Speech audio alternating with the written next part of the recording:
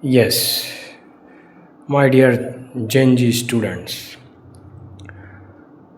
before coming to the topic, how to calculate average atomic mass of chlorine atom, you should know that whenever we talk about the topic atomic mass, how to calculate atomic mass, then we should know that the number of protons plus we should add number of neutrons, then we will get the atomic masses.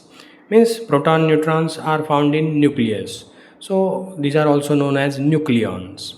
So number of protons plus number of neutrons, we will get the atomic mass of that particular element. Means hydrogen, we are getting atomic mass as 1. This is the unit of atomic mass, that is also Dalton भी बोलते हैं इसको 1. So number of neutron is 1, number of proton is 1, number of neutron is 0. 1 plus 0 is 1. 6 plus 6, proton and neutron, 6 plus 6 is 12. 7 plus 7 means 7 proton 7 neutron, so 14. 8 plus 8 is 16. 11 plus 12 is 23 of sodium. Magnesium Y24, atomic mass is 24. 12 protons plus 12 neutrons, so 24. Then you can ask me, sir, chlorine, what happens with chlorine? Why this is not reflecting as whole number? It is a decimal, means decimal point 35.5, where the number of protons in chlorine is 17 and neutron is 18, and 17 plus 18 is 35 and not 35.5. Then why it is coming as 35.5? The main reason is chlorine is having isotopes. All other elements are not having isotopes. Means in this table, those elements which are having isotopes, then we should go for average atomic mass of chlorine atoms. Isotopes means क्या? तो उसके अलग अलग forms होते हैं. जैसे ये chlorine है, तो क्लोरीन जो है occurs in nature in 2 isotopic forms, 2 isotopic forms में आता है. एक का मास होता है 35 डाल्टन, दूसरे का मास होता है 37 डाल्टन. तो इसलिए इन दोनों का एवरेज निकाला जाएगा एंड नॉट प्लेन एवरेज. वो नेचर में कितने हैं, अबेंडेंस में कितनी अवेलेबिलिटी है उनकी नेचर में, उस हिसाब से this ratio is important. They are available in the ratio 3:1 means respectively. मतलब ये जो है पहला वाला 35 वाला वो 3 रेशियो में है, 75% टाइप, एंड दूसरा जो है 37 डाल्टन वो 1, मतलब 25% अवेलेबल है.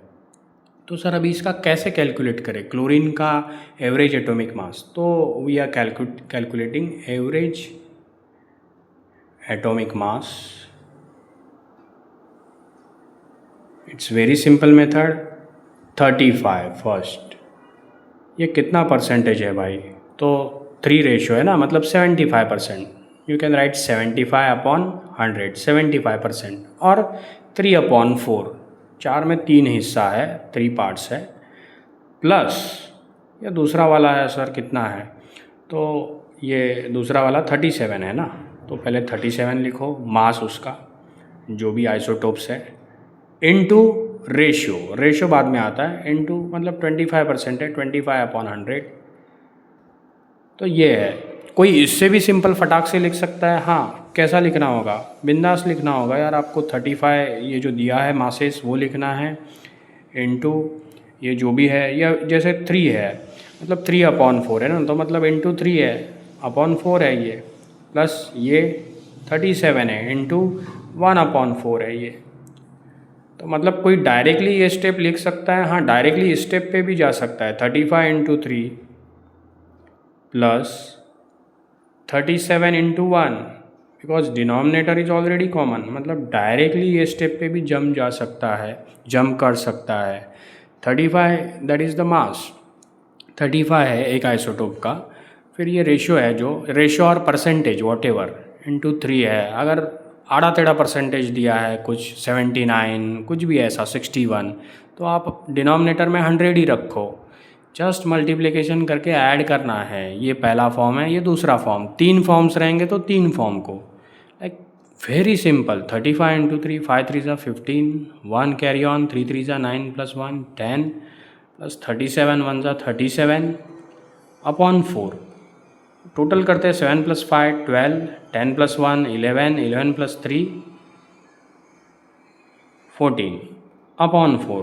प्लेन डिवीजन है सिंपल वाला, तो 4 3 ज़ा 12, 2 remains, 22 becomes 4 5 ज़ा 20, अगेन 2 remains 20, 4 5 ज़ा 20।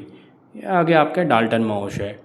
सो 35.5 ये है एवरेज एटॉमिक मास। बाकी जो भी कैलकुलेशन है आप रफ में करना चाहते तो रफ में करो, लेकिन ये होता है अगर आपकी कमांड है टेबल पे, आप डोमिनेट करते हो मल्टीप्लिकेशन डिवीजन पे, तो आपके एमसीक्यू फटाफट क्रैक हो जाते हैं।